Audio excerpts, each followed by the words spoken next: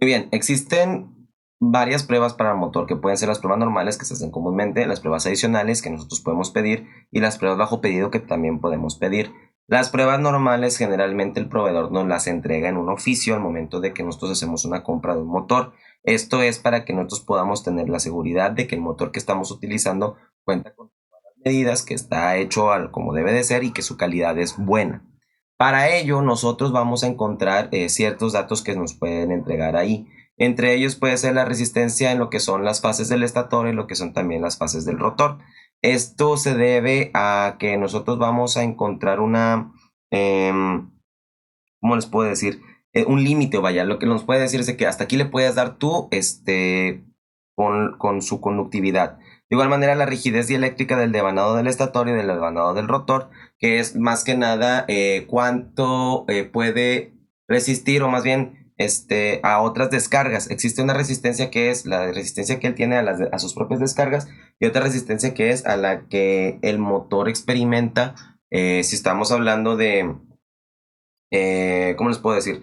Si hiciese contacto con otra cosa. Estamos hablando de que es una rigidez dieléctrica hacia el exterior, a que no dé una descarga externa, ¿verdad?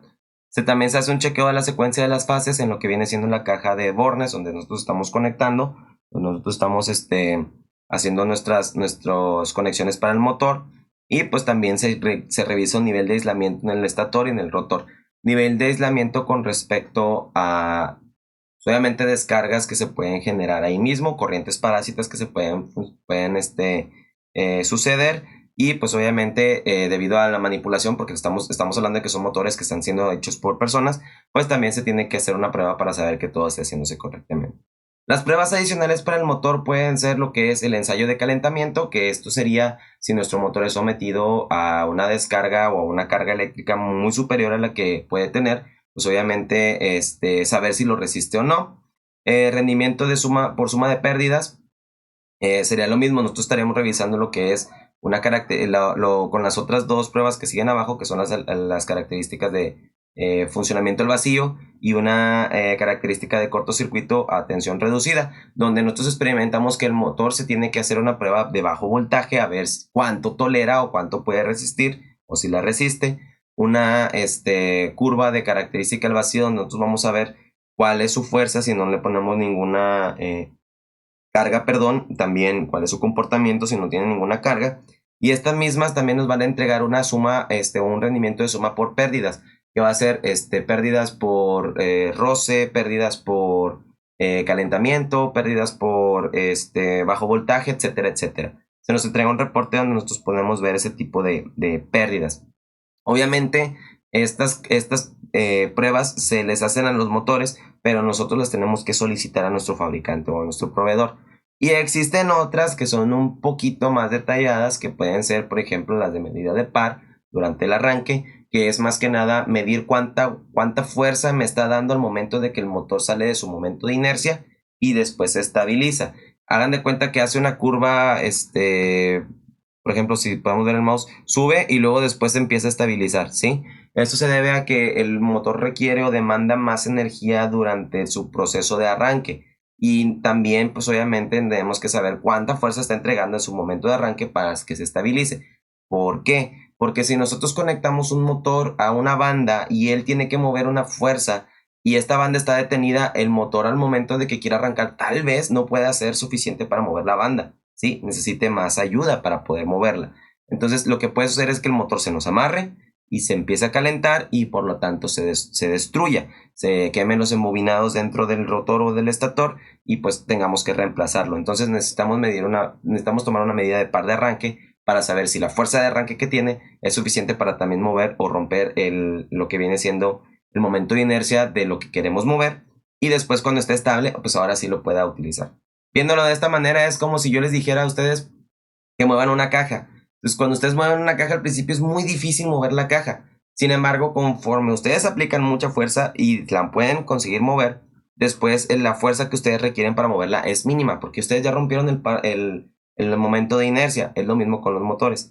Si ustedes fueran el motor y quieren mover esa caja y no pueden moverla porque es muy pesada, lo que va a hacer es de que ustedes van a darle hasta que se lastimen. Es lo mismo que sucede con un motor.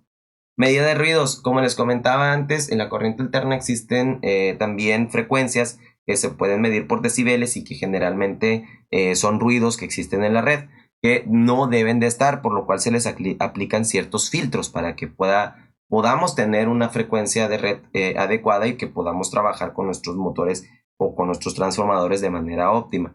Estas medidas de ruido también existen en los motores y también generan un problema en la red interna de un establecimiento o de una fábrica o como ustedes lo quieran llamar y tienen que ser también medidas. Ojo, no necesariamente el proveedor se ve obligado a entregárnoslo, por eso nosotros lo tenemos que pedir. Si estamos trabajando con equipos muy delicados como drives, como sistemas que manejan, vaya, que hasta con descargas electrostáticas como las que nosotros tenemos cuando nos quitamos un suéter y tocamos metal, nos dan toquesote, o cuando vas en el camión y te levantas del asiento y agarras el pasamanos y te da una descarga. Existe ese tipo de descargas que pueden dañar ciertos equipos eléctricos que son muy delicados, sobre todo los que cuentan con microprocesadores. Bueno, nosotros tenemos que considerar que el ruido también les afecta a ese tipo de sistemas, por lo tanto se piden que los motores existan o que tengan cierto aislamiento de ruido, que eso nos ayudaría a nosotros, pues obviamente, a mantener nuestro sistema óptimo dentro de nuestra empresa. Medidas de vibraciones. Los motores al momento de que están girando, obviamente también desperdician parte de su energía en calor y en vibración, porque el motor pues se está moviendo y esa energía eléctrica se está transformando en energía mecánica y también se puede transformar en esa energía como vibración o es parte de la energía mecánica, la vibración. Ese tipo de vibraciones también nos puede afectar a nosotros si estamos trabajando en un motor que está fijo en un banco, en una plataforma y si esa plataforma tiene que estar estable debido a que hay otros equipos conectados, pues obviamente nos va a afectar.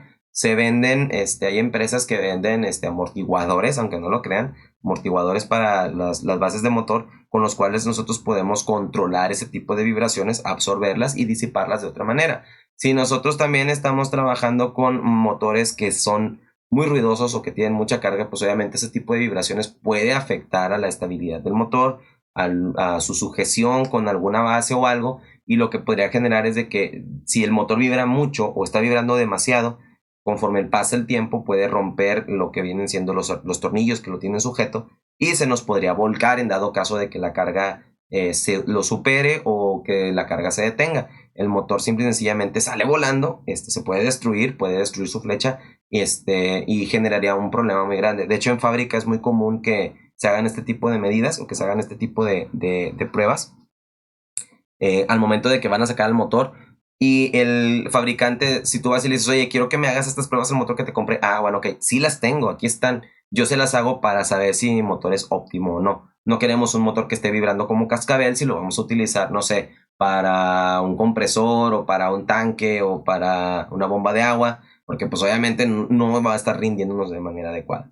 Medida de factor de pérdidas de aislamiento en los devanados, obviamente porque tenemos un aislamiento dieléctrico, que era el que les estaba comentando anteriormente, para que no existan corrientes parásitas entre lo que es el estator y el rotor, porque son piezas eléctricas, piezas metálicas que pueden conducir, se crea este tipo de factor de pérdidas donde nosotros podemos analizar o comprender cuánto estamos perdiendo por pérdida por corrientes parásitas, por campos magnéticos, etcétera, etcétera. Y pues existen otras pruebas como pueden ser también pruebas de estrés, pruebas de lo que puede ser por temperatura externa e interna también. Y pues obviamente existen muchos también. Hay pruebas destructivas también para saber cuánto aguanta tu motor en cuanto a su fuerza o potencia. Y también existen pruebas sobre qué sustancias pueden afectarlo más rápido. Entonces existen muchas otras pruebas que se tienen que hacer o se pueden realizar. Ahora, datos de motores asíncronos industrialmente disponibles que nosotros podemos acceder a ellos porque vienen en la placa generalmente. El tipo y tamaño constructivo, o sea, cómo es y cuánto mide realmente, la clase de protección que tiene, esto se maneja en NEMAS. Las NEMAS, como les comenté hace muchos semestres en lo que era protecciones eléctricas, es un sistema internacional que existe para medir la protección de aislamiento que tiene un objeto eléctrico o una máquina eléctrica con respecto a lo que son perturbaciones o aspectos externos de él. Puede ser, por ejemplo, existe la NEMA 1, que es de propósito general, la cual es una protección metálica básica que cuenta con un aislamiento de pintura dieléctrica para que no conduzca y que simple y sencillamente está en un lugar, por ejemplo, en el que no hay tanto polvo, donde no hay tanta humedad, donde no hay tantos golpes o que no le puede caer algo que lo pueda golpear. Y existe una NEMA que yo conozco que es la más, me ha tocado trabajar con tableros eléctricos y con centros de control de motores muy grandes, de hasta 600 volts, donde se maneja una NEMA que es la NEMA 4R. La NEMA 4R es una protección que se utiliza un metal que es acero inoxidable, en el cual no se está eh, poniendo una pintura protectora. No se oxida, por lo que no debe de haber ningún problema con la humedad en el exterior si estamos trabajando en exterior, el cual está sellado herméticamente, prácticamente con un montón de silicón, con un montón de lo que es bueno, silicón especial para empezar, cintas de protección aislantes también para que no entre polvo, no entre humedad. Todas sus conexiones están aisladas, están identificadas. También cuentan con lo que se le llama una protección de arc flash, que es una protección de arco eléctrico para que si hay un cortocircuito, si llegase a suceder un cortocircuito dentro del motor o dentro del transformador o dentro de lo que sea que estamos trabajando con una NEMA 4R, la explosión que se pueda generar se contiene ahí mismo y no puede dañar a ninguna persona. Y así existen muchas NEMAs. Entonces, ese tipo de clase de protección viene en la placa y nos lo otorga nuestro fabricante. La potencia, que era lo que les estaba comentando, la potencia nos la da en kilowatts y también nos entrega la potencia aparente y la potencia reactiva. O sea, nos entrega las dos y nosotros podemos ver cuáles son las que tenemos ahí en kilovolts ampere y kilovolts ampere reactivos. Estamos trabajando con motores y con transformadores. Valores nominales de otras magnitudes características como lo que son los voltajes, las corrientes, etcétera, etcétera. Relación que existe en el par de arranque, el par nominal, o sea, la fuerza, y la intensidad de arranque y la intensidad nominal, o sea, el voltaje o lo que se está pidiendo, ¿no? En la relación que existe en cuanto a lo que te voy a demandar para arrancar y luego después lo que voy a tener ya que esté yo estable, ¿verdad? Con respecto a la fuerza que voy a darte cuando arranque y la fuerza que te voy a dar ya estando estabilizado. Otros datos adicionales, en este caso, por ejemplo, puede ser el peso del motor, su momento de inercia, porque muchos motores tienen un momento de inercia. ¿A qué vamos con el momento de inercia? El momento de inercia es un dato, una constante que se nos entrega para saber cuando el motor está estable. Si yo les explico, sería, por ejemplo, cuando tú avientas una botella de agua, cuando la mueves o algo, y esta cae en su momento de equilibrio, donde al momento que tú la aventaste cayó en seco, su momento de inercia es muy, muy, ¿cómo les puedo decir? Elevado, ¿sí? Ya que no hay ninguna perturbación que haga que se tambalee y que se pueda caer. Los motores tienen lo mismo, un momento de inercia donde si nosotros excedemos ese momento de inercia, el motor se puede volcar debido a las vibraciones que está subiendo, que está teniendo y puede salir volando. Sí ha pasado y sí sucede, ¿sí? Entonces ese momento de inercia también nos lo entrega para que nosotros sepamos qué tan estable es nuestro motor a las vibraciones y a los movimientos y cómo saber si se tambalea o no, o si es necesario sujetarlo a alguna base, que de entrada es de ley. La clase de aislamiento que tiene, por lo mismo que tiene la parte interna y parte externa, qué tipo de aislamiento se le maneja. Y bueno, eso sería todo con respecto a lo que son las pruebas que se les hacen a los motores.